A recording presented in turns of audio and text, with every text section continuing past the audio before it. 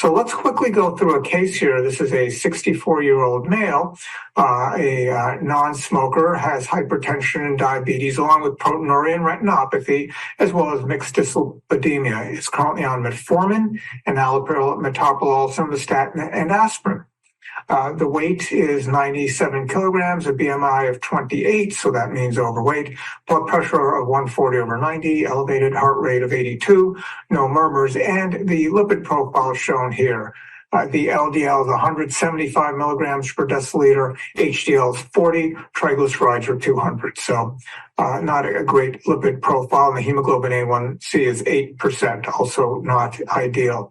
So here are the various different risk categories where we want to consider what LDL threshold we should go to in this patient. And again, just to recap some of the different things in their history, you see are hypertension, bad diabetes, and mixed dyslipidemia. So if we're starting with an LDL cholesterol of 175, if we go ahead with moderate intensity statins, well, then that gets us to 123-ish or so. If we add ezetimibe, that would get us to 96. If we go with high-intensity statins right out of the gate, that gets us to 85, and with ezetimibe, that would get us to 61. But if we went with a PCSK9 inhibitor type approach plus a high-intensity statin, that gets us to 35. So if our target LDL here, we say, is a 50% reduction in less than 55 milligrams per deciliter in this extremely high-risk patient, well, then that combo therapy with the PCSK9 inhibitor and high-intensity statin looks like it would do the trick. So there are lots of different considerations in lipid-lowering therapy, but high-intensity statins, you can get about a 50% LDL reduction. With PCSK9 inhibitors, also a 50% LDL reduction, even if they're already on statins. That's true of the siRNAs. The monoclonal antibodies may be a little bit higher in terms of the LDL reduction, around 60-ish%, whereas with moderate intensity statins, about 30-ish%, with the selective cholesterol absorption inhibitors, about 20-ish%, and the ACL inhibitors, that's the adenosine triphosphate citrate lyase inhibitors, around a 15-ish% reduction in LDL. And this idea of combo therapies is very popular in hypertension. In fact, many guidelines recommend combination therapy as the initial therapy in hypertension. Some of us that may have gone to medical school years ago were always taught to start one agent, max it out, and move on to the second one. But the most current thinking data and guidelines really support lower doses of combo therapy to minimize side effects and maximize adherence. And I think in dyslipidemia, we are also gradually moving in that same direction. As far as mechanisms of action of lipid-lowering therapy, Dr.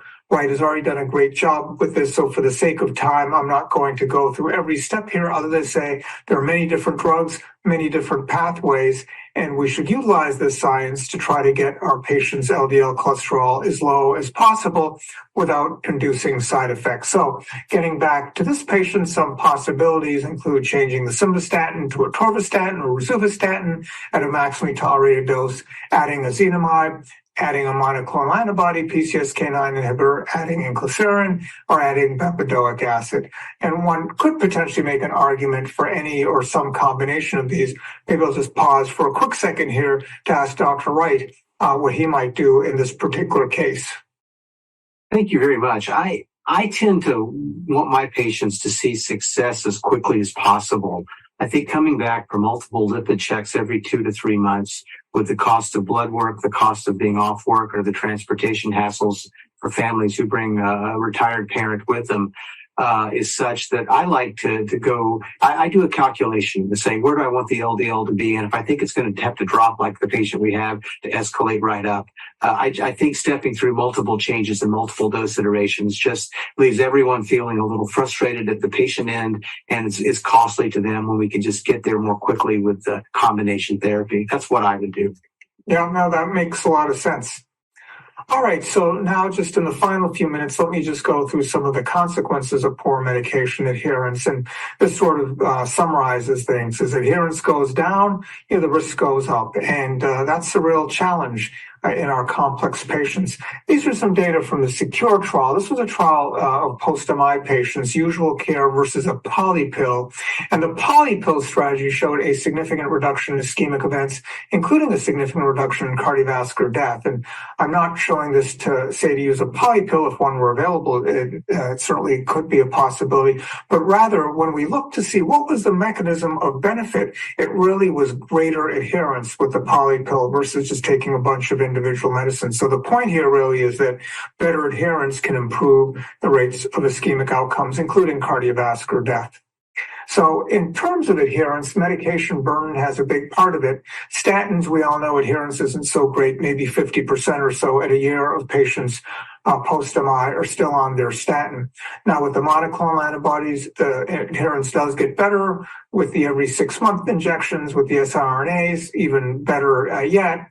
In theory, in the future, if such therapies are found to be effective, vaccination might be useful in terms of vaccinating against LDL. And then gene editing could potentially be a once-in-a-lifetime approach. The first human data has been presented, but we need to have more patients and longer-term follow-up. But certainly opens the door for 100% adherence in those that do actually undergo gene editing. I'm going to mention the Samson trial and the nocebo effect. And basically what that showed was that 90% of adverse symptoms related to statins were also elicited by a placebo. And that's what we mean by the nocebo effect, where patients have been surfing the internet, and they've read about statins, they've read about all these side effects, and then they start having them, even though they would also have them if they're getting a placebo, but told the placebo is a statin. So what this means is we can sometimes educate a proportion of those patients, maybe half those patients, to actually take their statins. The other half are going to keep just having symptoms, and there are alternative therapies of the sort we've discussed can be useful, things like bempedoic acid, the PCSK9 inhibitors, etc. Just a quick word about patient-centered education. This is important. This needs to be multi-pronged. We haven't said so much about it, but lifestyle intervention, dietary education, all very important. Exercise as well. Cardiac rehabilitation in appropriate candidates can also be useful for that purpose. As far as methods to improve collaboration and interprofessional care, certainly shared decision-making can be an important part of that. Working with our patients to reach decisions as far as the best therapies for them, not just factoring only the data and the guidelines, but also side effects and tolerance for different sorts of dosing intervals, dosing modalities, injection versus pill, etc. Need to factor all that in. And here's one approach of shared decision-making using the SHARE approach, that is seeking your patient's participation, help your patient explore and compare treatment options, assessing their preferences and values, and then reaching a decision with the patient and evaluating the patient's decision. So with that, let me turn things back to Dr. Wright for a quick wrap-up here before we close.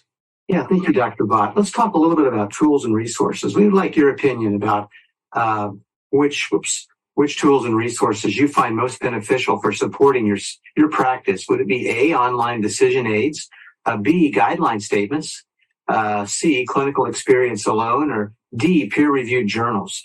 I know most of you would like to pick more than one, but we will just need to have you pick one. Dr. Bott and I have both served on guideline committees together, and they have their place, of course, but they're not the only option that we have. Oh, wonderful. I understand a majority of you like the guideline statements. Well, Dr. Bott and I both appreciate that. There is a tremendous amount of work that goes into those. But I do think, as you will see here, online decision aids are helpful. Peer-reviewed journals are extraordinarily helpful because guidelines lag peer-reviewed journals by 2 to 3 years. And then never underestimate or sell short your own clinical experience. So here are some, thoughts about things you can do. I'm not going to spend much time on this. Many of these decision aids are available on the web from this education provider as well as others.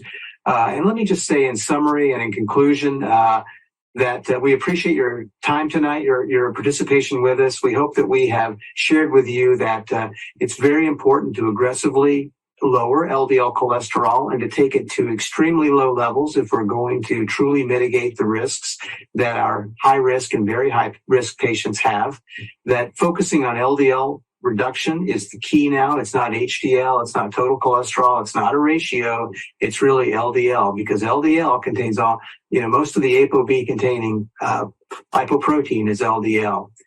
And it's important to know which threshold to go for, whether it's 50 or 55, 70 or 100. Calculate how much LDL reduction you need, maybe as a percent, and then start the therapies to deal with that, whether it's 1 drug, 2 drugs, or even 3 drugs. And that we have a lot of safe and effective therapies today. And if adherence is a problem, I think the less frequent injections with something like inclisiran may be one of the keys. In fact, Dr. Bott, I don't know if you saw this, but there was a nice abstract at AHA in November showing that inclisiran, compared even to monoclonals, had slightly higher adherence rates. So I think the hypothesis that this drug will improve adherence is at least upheld by some preliminary data. It would be nice to see further data on that coming out. So we'll be happy to take questions. I'll let Dr. Bott moderate those, and I'll try to answer some, and we can go back and forth. So Deepak, Great. back to you. Yep. Yeah, so we've only got a couple of minutes, so we'll keep our answers brief. Maybe I'll start with Dr. Wright. What's the difference between ApoA and ApoB? ApoA, HDL, ApoB, LDL. ApoB causes plaque. Yep, that's terrific. This is a great question. What's about the possibility of adverse reactions when starting multiple new medications at the same visit? As we were talking a bit about combo therapy, but is that a downside to it? Of course it is. But fortunately, the adverse reactions are infrequent, 4 to 5%. And I caution patients about that. What do you do? What do you think, Deepak? I think the risks of adverse effects are lower with low-dose statin therapy or lower-dose statin therapy. So I think when started with, ezetimibe, I think there's, for example, less likelihood of an adverse reaction than just starting with, say, atorvastatin 80 or rosuvastatin 40 right out of the gate. So actually, I think as with blood pressure medicine, the lower dosing of 2 medicines versus a super high dosing of 1 typically has less side effects, not more. Here's another good question. With the increasing popularity of dietary supplements for lipid lowering, particularly red yeast rice, what are your thoughts about efficacy and safety with them? I don't think we know about safety. Red yeast rice is like the equivalent of 5 to 10 milligrams of lovastatin or 0.5 milligram of atorvastatin or 1. So it's going to work a little bit. And some patients need to have we all have autonomy concerns, right? We all want to feel like we're in control. And unfortunately, medical illnesses strip that control away from all of us. And I see most people who want to try natural things as wanting to feel like they're in control of their health. And I give them permission to do that. But at least we have a discussion that if this doesn't do it enough, then let's come back again in 2 months and reassess and then maybe talk about something stronger. I would say with natural supplements, I saw a case recently with an LDL that was 190 because he was having a supplement and it had a lot of medium chain triglycerides. And once the supplement went away, his LDL went from 190 to 100. And so I would say some supplements are very harmful in terms of raising lipids, so be careful. Yeah, I agree 100%. I think we talked about evidence-based therapy and prescription medicines. That's the way to go. If people really want to do things naturally, then I'd say that's what diet and exercise is all about. I favor a diet that is high in fresh fruit and vegetables and whole grains, relatively low or absent in things like red meat, regular daily exercise. So that's the natural way to do it. Supplements aren't a natural way. So sometimes patients, I think, fixate on that. But I would say if you want truly natural, stick with diet and exercise. Maybe this could be the last question. Given the landscape of dyslipidemia management, there's some new therapies. Can you elaborate on some promising and innovative therapies? I'll just mention one and then turn it over to Dr. Wright and let him close. I guess what I found most interesting, AHA, in terms of things down the pike, was gene editing in humans to try to treat familial hypercholesterolemia, with the potential promise of that approach even for folks, at high risk with high LDL without specifically familial hypercholesterolemia. As I mentioned already, need a lot more human data, longer term data, but so far the data, I think, scientifically very, very exciting. Yeah, thank you. I would agree. I think there's some risk with that, with an off-target coding error rate of up to 20% with Casper-Chris. I think it's Casper-Chris 8 or 9. I forget the number, but something just to think about. I saw one question pop in. Someone said, what about a high HDL? My view is that a high HDL is not protective. and that always look for secondary causes. Frequently, it's excess alcohol intake in those patients. Okay. Well, I think that's all the time we have, unfortunately. Again, thank you for joining us. It's been a pleasure to be with you tonight. I appreciate the chance to work with Deepak Bhatt. And Deepak, hope you have a wonderful evening as well. You as well. Real pleasure doing this with you. I hope the audience enjoyed it.